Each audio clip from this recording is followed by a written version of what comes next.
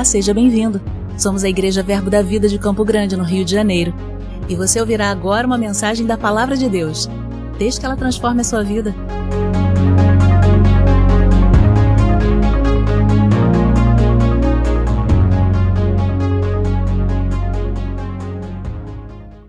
Aleluia. Oh, glória. Oh, aleluia. Você é grato por estar aqui nessa manhã? Amém. Poderíamos até, de forma natural, cogitarmos resolver coisas, aproveitar o fim de semana, para colocar coisas em dia. Mas uma coisa é certa: escolhemos a melhor parte e essa não nos será tirada. Aleluia. Sabe, querido, e é um pouco sobre isso que nós vamos refletir nessa manhã. Aleluia. Nós vamos falar sobre a importância de andarmos com Deus, de andarmos na consciência de quem Ele é em nós, andarmos com a consciência de que nós somos habitação dEle, vivermos com a consciência de que jamais em nossa vida nós estaremos sozinhos. Temos a certeza, se você recebeu Cristo como Senhor e Salvador da sua vida, você tem a certeza que jamais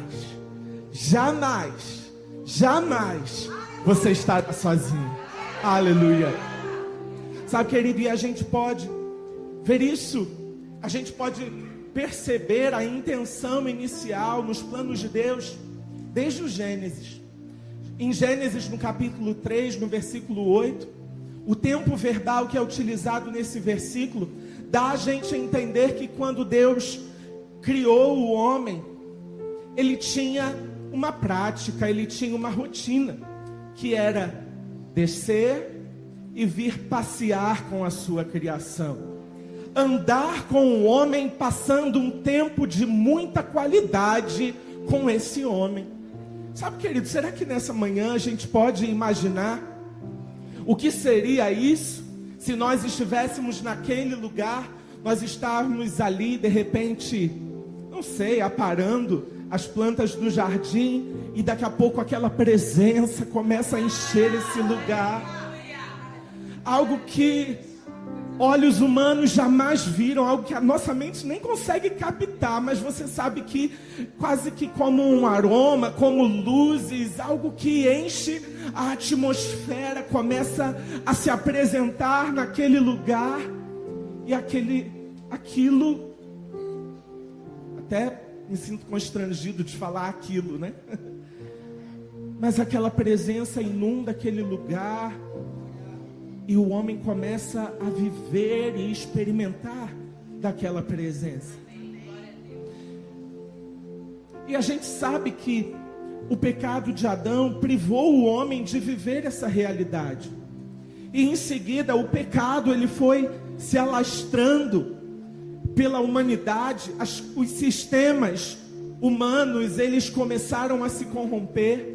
A gente sabe que a partir de Caim, nós já podemos perceber pela Bíblia vestígios de outros povos que nem sequer serviam mais ao Senhor.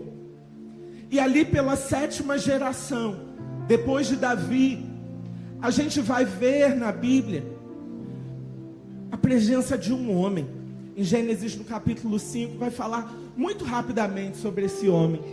E esse homem, mesmo vivendo num sistema que já era corrompido, no meio de uma humanidade que já estava morta espiritualmente, a Bíblia vai dizer que havia ali um homem que andou com Deus. Em Hebreus, no capítulo 11, no versículo 5, vai dizer que houve testemunho de que esse homem agradava a Deus. Numa geração caída espiritualmente, numa geração que não tinha mais o Espírito Santo por dentro, havia um homem que Deus tinha prazer nele, de andar com ele. E lá em Gênesis vai dizer que Deus se agradava tanto daquele homem chamado Enoque, que Deus o toma para si. Era como se Deus estivesse falando: Enoque, eu não vou descer mais para estar com você. É tão bom estar contigo que eu vou te levar para mim. No meio de uma geração morta espiritualmente. Isso até mexe com as nossas doutrinas, né? Assim, de certa forma.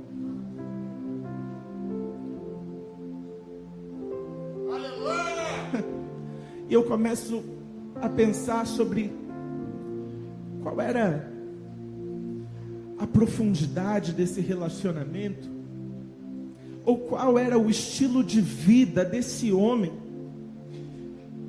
que permitia com que Deus tivesse prazer de andar com ele e se manifestar diretamente a ele e conversar com ele e passar tempo com ele.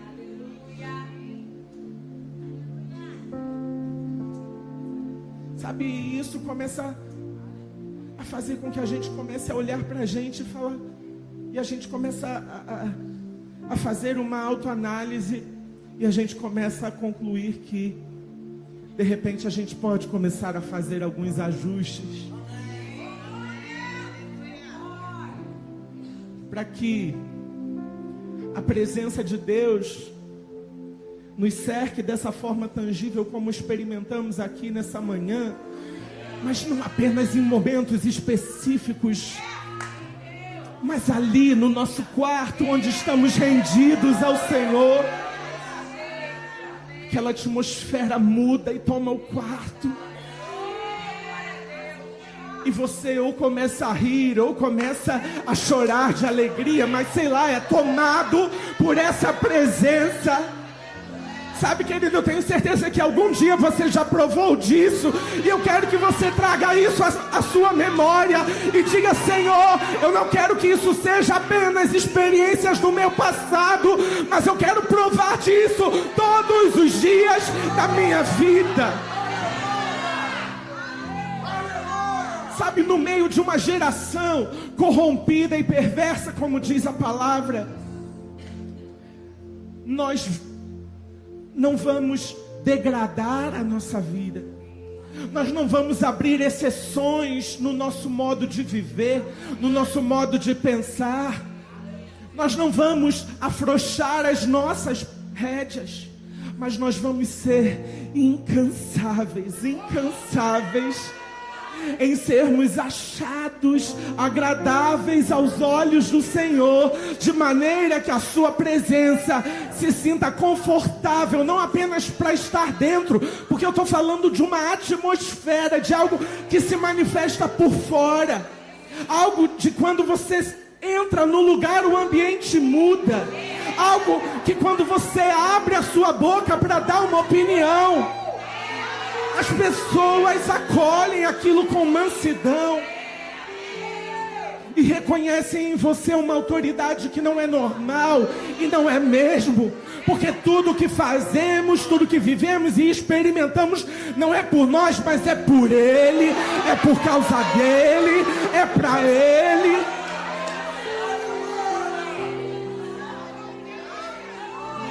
Aleluia. Oh, glória.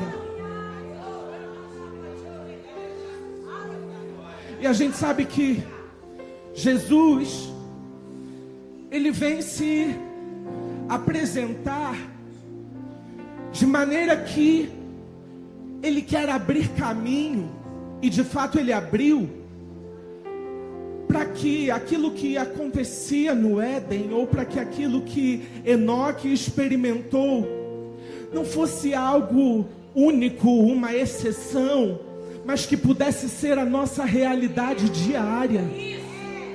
Porque Enoque na sua geração era uma exceção, mas nós não somos exceções. Nós somos a obra de Cristo concretizada, consumada. Você foi alcançado pela graça. Você foi colocado em condição de justiça. E como nós aprendemos Justiça é estar diante de Deus como se o pecado jamais tivesse existido antes. Essa é a sua condição, essa é a nossa realidade.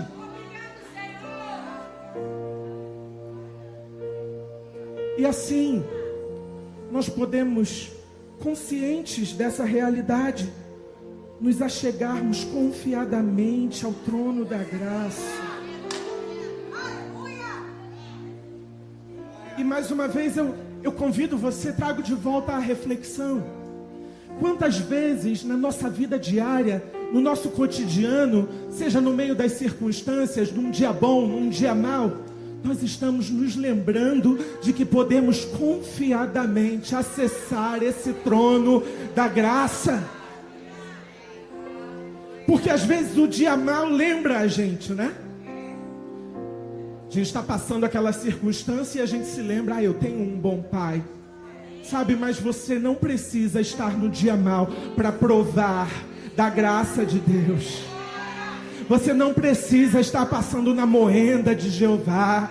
Você não precisa estar passando pela tribulação, pela perseguição, para provar dessa presença maravilhosa. Queria que você abrisse a sua Bíblia comigo no Evangelho de João.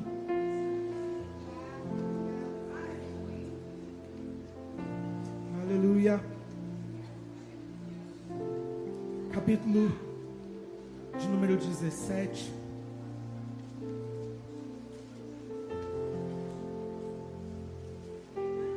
Aleluia. João, no capítulo 17, nós vamos ler a partir do versículo 18, que diz assim: assim como tu me enviaste ao mundo, também eu os enviei ao mundo, e a favor deles eu me santifico a mim mesmo, para que eles também sejam santificados na verdade. Não rogo somente por estes, mas também por aqueles que vierem a crer em mim por intermédio da sua palavra, a fim de que todos sejam um, e como és tu, ó Pai, em mim e eu em ti, também sejam eles em nós, para que o mundo creia que tu me enviaste. Eu lhes tenho transmitido a glória que me tens dado, para que sejam um como nós o somos, eu neles e tu em mim, a fim de que sejam aperfeiçoados na unidade, para que o mundo conheça que tu me enviaste e os amaste, como também amaste a mim. Pai, a minha vontade é que onde eu estou, estejam também comigo os que me deste, para que vejam a minha glória que me conferiste, porque me amaste antes da fundação do mundo. Esses versículos, queridos, eles são preciosos, porque eles falam aqui sobre um plano de Deus de que não é uma separação, entenda. Cristo, ele passa a ser um com Deus, e nós passamos a ser um com Cristo, só que Cristo já é um com Deus, entende? Só que aqui no versículo 19, tem um detalhe. Ele diz, e a favor deles, eu, Cristo dizendo isso, eu me santifico a mim mesmo, para que eles também sejam santificados na verdade. Cristo está dizendo, eu me separo, eu me consagro, eu me entrego, para que eles se separem, para que eles se consagrem, para que eles se entreguem.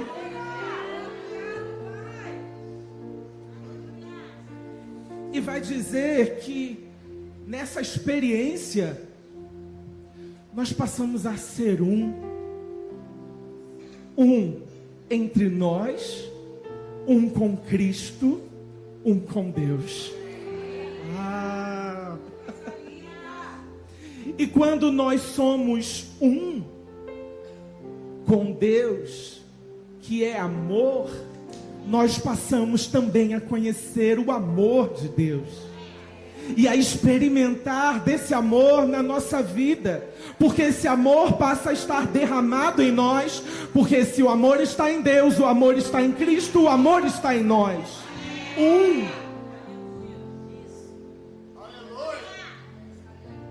E quando nós somos um com Deus, estamos em unidade e vivemos em amor, o mundo vê a glória de Deus refletida em nossas vidas. Aleluia. O mundo pode ver a glória. Sabe, querido, eu creio nisso, porque já vi isso ser ministrado e agarrei essa palavra. Mas eu creio num tempo onde os apelos que se fazem aqui, de quem quer aceitar ou voltar para Jesus, vão acontecer onde você estiver. E as pessoas vão vir na igreja só para confessar publicamente. Porque a glória de Deus faz isso. A presença de Deus manifesta, faz isso. O Espírito Santo que convence o homem do pecado, da justiça e do juízo, quando Ele habita em nós, Ele faz a obra. E o mundo vê e prova dessa obra. Aleluia. Aleluia. Em Marcos, no capítulo 3, a partir do versículo 13, você pode anotar aí, não precisamos abrir, mas vai dizer naquele momento que Jesus ele começa a escolher os 12 para que um dia ele chegasse a os enviar. Mas tem um detalhezinho, e eu acho que eu vou abrir com você para que você possa marcar. No versículo 13 e no 14, que vai dizer assim: depois subiu ao monte. Marcos 3, 13 e 14. Depois subiu ao monte e chamou os que ele mesmo quis, e vieram para junto dele. Então designou 12 para estarem com ele e para os enviar a pregar e a exercer a autoridade de expelir demônios. O que a gente consegue perceber aqui, querido, nessa passagem, é que existe um processo. Nesse relacionamento dos discípulos com Jesus, houve um passo a passo. Não foi no dia seguinte daquele convite: arrependei-vos e eu vos farei pescadores de homens. Não foi no dia seguinte que esses homens começaram a expulsar demônios ou a curar. Aqui a gente vai perceber no versículo 14 que Jesus designou os 12 primeiramente para estarem com Ele. Sabe, eu posso dizer, quando recebemos a Cristo como Senhor e nosso Salvador, você foi designado para estar com Ele através do Espírito Santo. De que forma? Para sempre. De que forma? Habitando dentro de você, te assistindo em todo o tempo.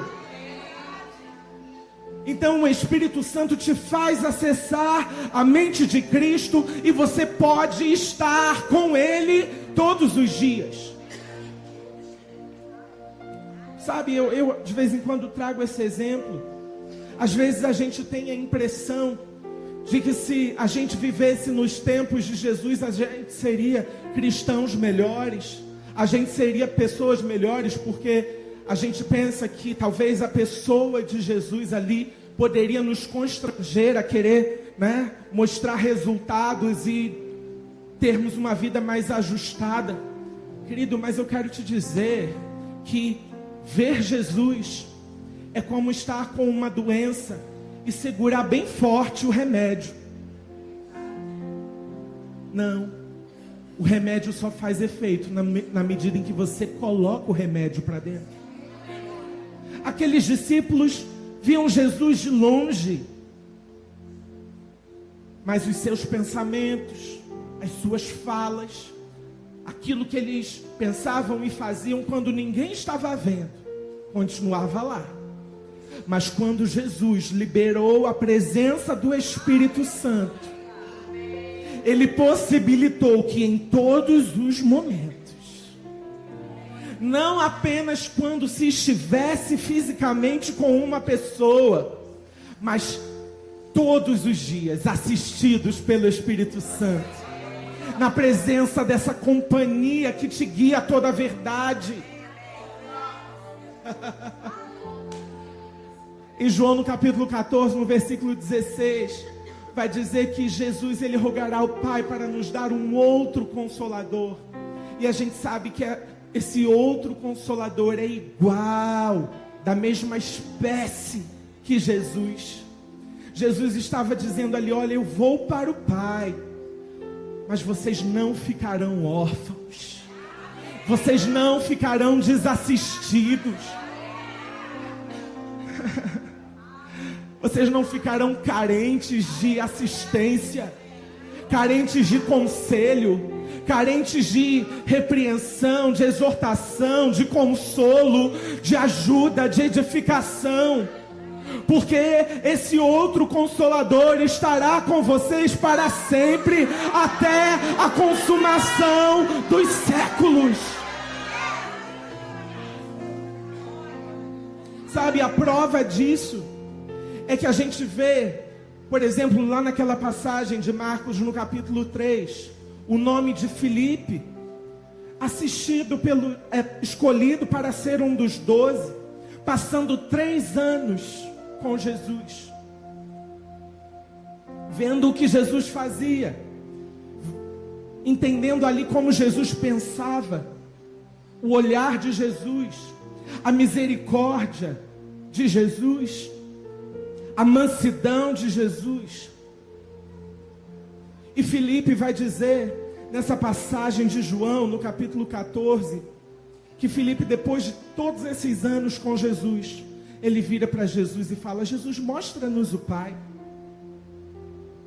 Isso mostra para a gente, querido, que é possível estar junto de Jesus e ainda assim estar disperso para as coisas que Ele está operando.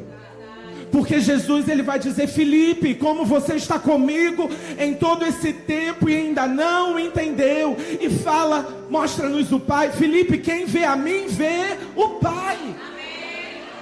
Sabe, querido, Deus é como se Ele estivesse hoje olhando para nós fixamente e dizendo, como você me faz essa pergunta ainda hoje. Olha, eu estou liberando verdades sobre a sua vida.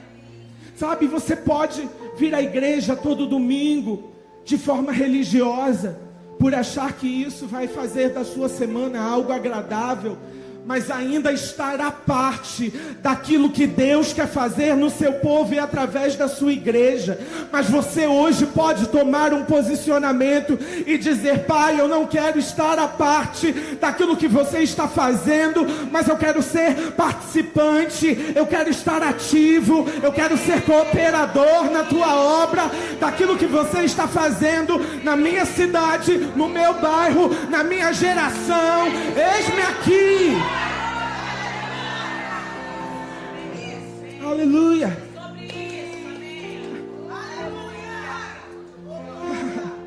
Será que nessa manhã nós podemos dizer para Ele, Senhor, pode contar comigo? Aleluia.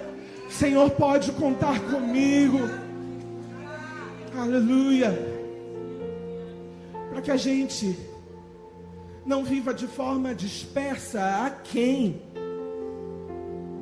Sabe quando Deus está fazendo algo, Ele compartilha isso com os seus filhos.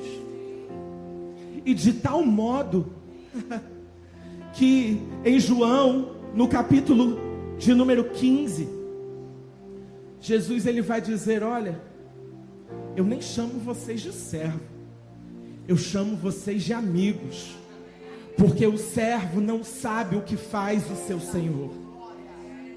Uau! Sobre as coisas que Deus está fazendo nesse tempo, Ele quer compartilhar ela com a gente, como amigos falam sobre coisas. Sabe, eu creio, querido, num tempo onde a gente vai parar de procurar a vontade de Deus como se fosse algo tão distante, como se fosse algo enigmático ou misterioso, mas da gente desfrutar e se tornar tão confortável com essa presença que você começa a perceber Deus dividindo e compartilhando os planos dele com você. Sabe que isso chama consciência da presença, considerar a presença, amar a presença, zelar pela presença. Aleluia, aleluia. Em Gálatas, no capítulo 5, no versículo 25, vai dizer que se nós vivemos pelo Espírito, então que nós também andemos pelo Espírito. Se o Espírito te faz vivo, se o Espírito te faz, como cantamos hoje aqui, livre da doença, da morte, do pecado, da miséria, será que não devemos também andar por esse Espírito? Considerar aquilo que esse Espírito tem a dizer? Em Efésios, no capítulo 5, no versículo 18, vai dizer a medida em que devemos andar nesse Espírito. Diz ali, ó, não se encham com o vinho em que há contenda, mas enchei-vos do Espírito. Aleluia. Querido, talvez você esteja normalzinho demais. Talvez nós estejamos normaizinhos demais. É hora. É hora, querido, é tempo. É tempo. É tempo de quebrarmos os protocolos humanos que tentam dizer pra gente que a presença de Deus é isso ou é aquilo, e nós aprendermos dele e com a sua palavra e olharmos para ele de forma que só interessa aquilo que ele tem a dizer. Aleluia. Fique tranquilo, o Espírito Santo ele te guiará a toda a verdade. Andar com Deus é possível. Não vamos olhar para Enoque como uma experiência sobrenatural. O Espírito Santo está com você.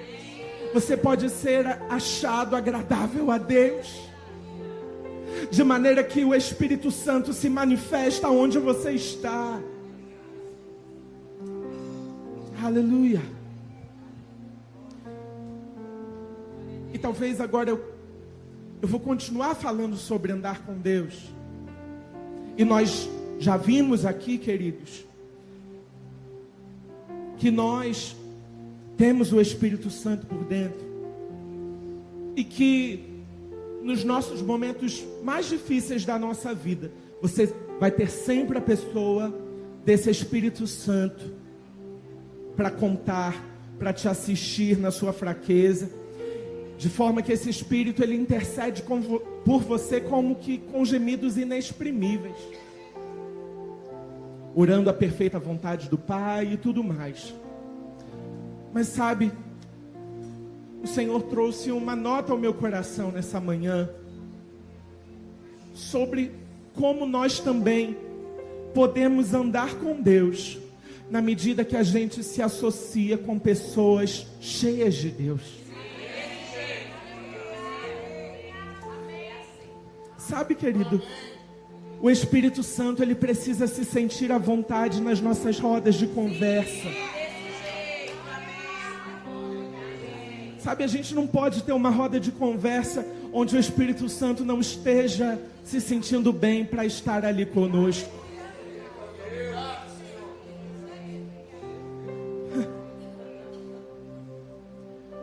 Sabe, e a gente pode provar disso nas mais diversas esferas. A gente vai ver, por exemplo, sobre como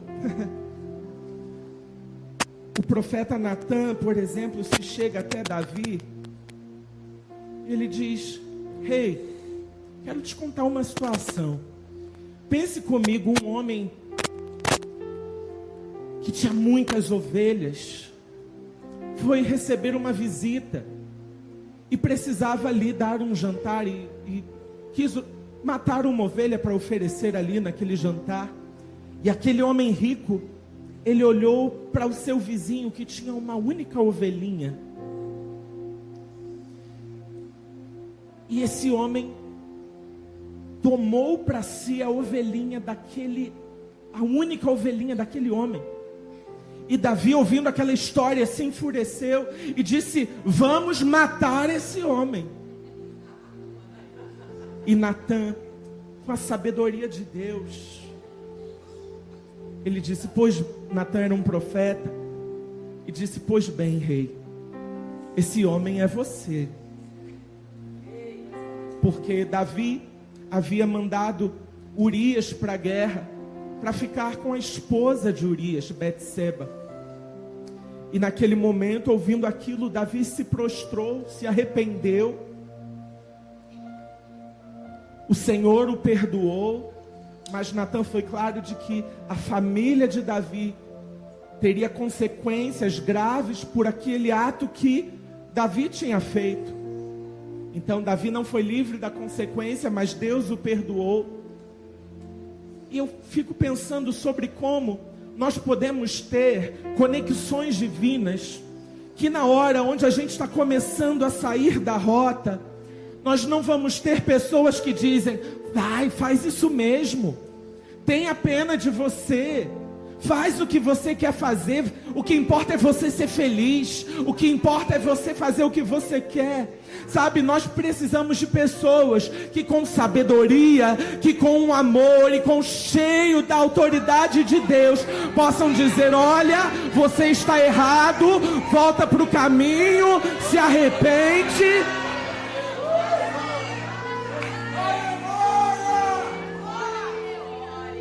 E se você hoje olhar, pensar aí no seu grupo de amigos, eu não conheço o teu grupo de amigos, então não necessariamente eu vou dizer sai desse grupo, mas eu quero dizer, você precisa de uma pessoa que confronte esse grupo dentro desse grupo. Aleluia, aleluia.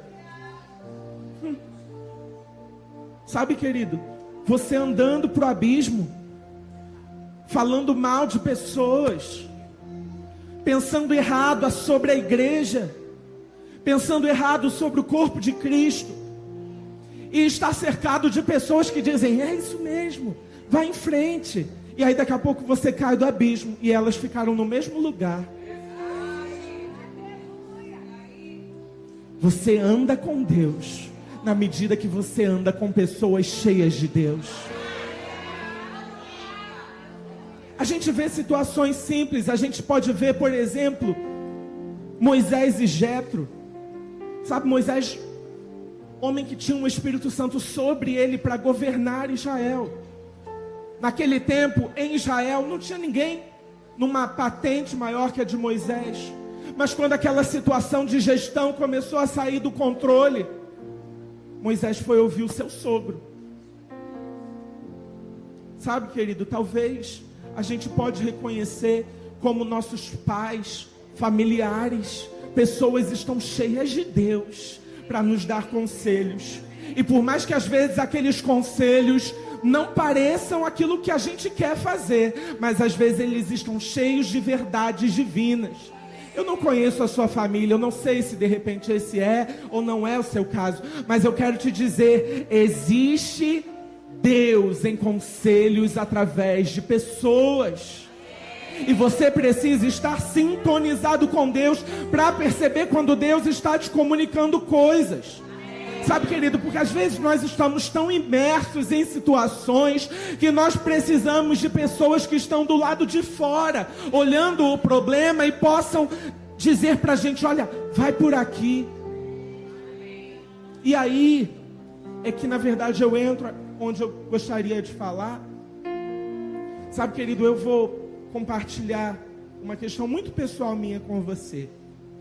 Eu não aqui no Verbo da Vida, mas nas igrejas onde eu participei, desde os 14 anos, eu integro o ministério de alguma forma. Ministério de música, ensinando na escola bíblica dominical, ensaiando grupos, participando de evangelismos, pregando a palavra, ministério de música, enfim, de várias formas. E mesmo aos 14 anos de idade, eu era colocado ali nessa posição porque as pessoas, mesmo com a minha pouca idade, reconheciam, ali tem um rapaz que é temente a Deus, que tem prazer na palavra, que tem um coração ensinável. Sabe, isso fez com que eu não recorresse a pessoas nos momentos em que eu precisava. Isso fez com que nos dias mais difíceis da minha vida, eu passasse sozinho. Porque era como se eu pensasse, eu sou maduro o suficiente, eu não vou incomodar a minha liderança, eu não vou importunar, eu não vou incomodar, eu consigo. Eu tenho a palavra, eu tenho o Espírito. Querido, eu só estou dizendo isso porque eu acabei de dizer que o Espírito Santo é tudo que você precisa, amém? Mas o que eu quero dizer, e inspirado pelo Senhor, eu posso dizer para você nessa manhã, o Senhor está dizendo, você precisa acionar esses homens e mulheres. Você precisa se deixar ser apacentado. Você precisa honrar os homens e mulheres de Deus que o Senhor levantou para apacentar a sua vida nesse tempo. Aí você fala, Rafael, mas eu sou maduro. Rafael, mas eu sou inteligente o suficiente para sair dessa situação na força do meu braço. Mas quem disse que você precisa da força do seu braço? Sabe, querido, sobre esses homens e mulheres e alguns outros que de repente estarão aqui à noite, enfim, existe uma unção para eles estarem onde eles estão e para que eles façam aquilo que eles estão fazendo. Então você se privar de ser apacentado significa você se privar da unção que está sobre a vida desses homens e mulheres para liberarem sobre você palavras de conhecimento, palavras de sabedoria, socorros que podem salvar a sua vida. Em Colossenses, no capítulo 3, no versículo 16, vai dizer: habite ricamente em vós a palavra de Cristo, instruí-vos e aconselhai-vos mutuamente em toda a sabedoria, louvando a Deus com salmos e hinos, cânticos espirituais, com gratidão em vosso coração. E tudo o que fizerdes, seja em palavra, seja em ação, fazei-o em nome do Senhor Jesus, dando por Ele graças a Deus Pai. Sabe, querido, da mesma forma que Deus nos conecta com pessoas para nos instruir, eu quero dizer que o Senhor também quer que você se conecte com pessoas para alterar a vida delas. Eu declaro, você percebendo pessoas para ser abençoador da vida delas. Olhando para pessoas e identificando: eu tenho algo que eu posso compartilhar, de forma que habite ricamente em você a palavra de Cristo. Ricamente, ricamente, ricamente.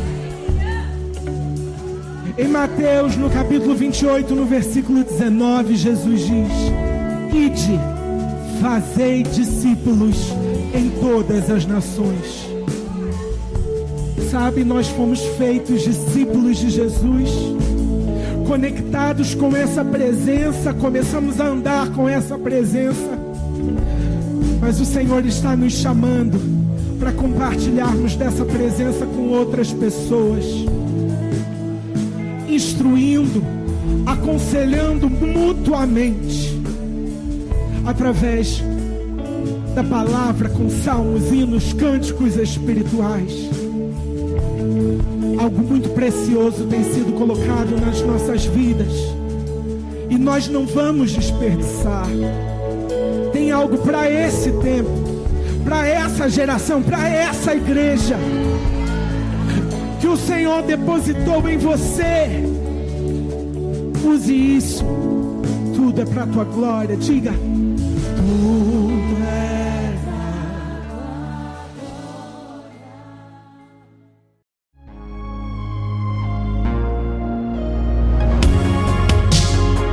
Ouça outras ministrações em nosso site verbodavida.com/Campo Grande RJ. Nos acompanhe também em nossas redes sociais, Facebook, Instagram e YouTube. Seja abençoado na prática dessa palavra.